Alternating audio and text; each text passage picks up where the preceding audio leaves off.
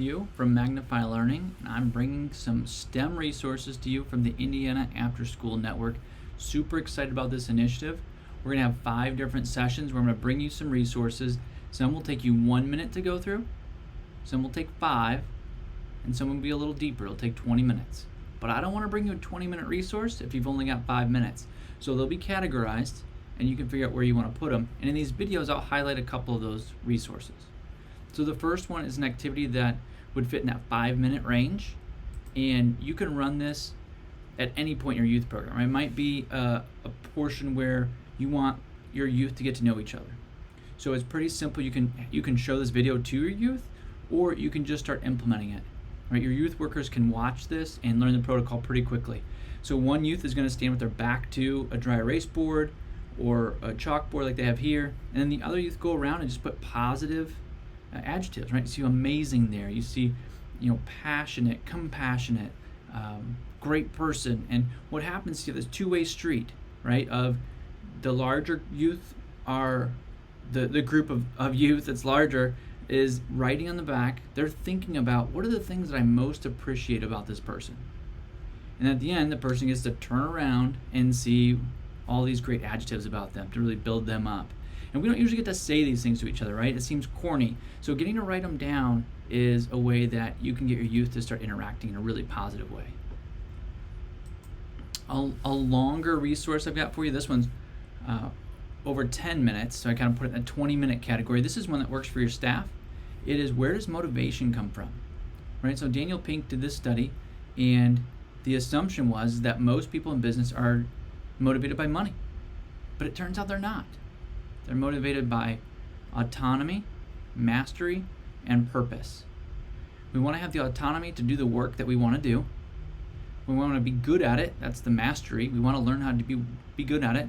And then the last one is purpose. We want our work to be purposeful. We want it to change lives. So showing this to your staff, your youth workers, can really start to build that up in them. I mean, that's why we do this youth work, is we want to make a positive impact on youth. So this video right here is one that I've used all over the country with a bunch of different staff, whether it's in school or out of school, to show what it is that motivates us as adults, what is it that motivates our kids.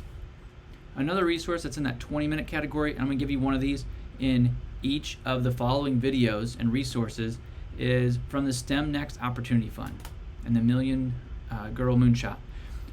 So you've got 4 categories here for transformative practices: equity and inclusion, engineering mindset, role models, STEM transitions and pathways, and we'll walk through each one. And it's great resources, but you do need some time to dive into these. So this is when you might go through with your staff and talk about, hey, we're going to engage with equity and inclusion. How do we make sure that our program is servicing our learners the best way that it can? So you can start to look at these different categories: broadening participation, youth-centric, how do we focus on our youth, and then skills development. And pick some of these out. You don't have to do all of them at one time, but take some that are closest to your staff, right? Family engagement activities. What are some new family engagement activities we can come with? And just let people brainstorm and be thinking about these things. Have them be top of mind. How do we get, in this middle area, youth-centric, how do we get community connections? How do we get role models involved?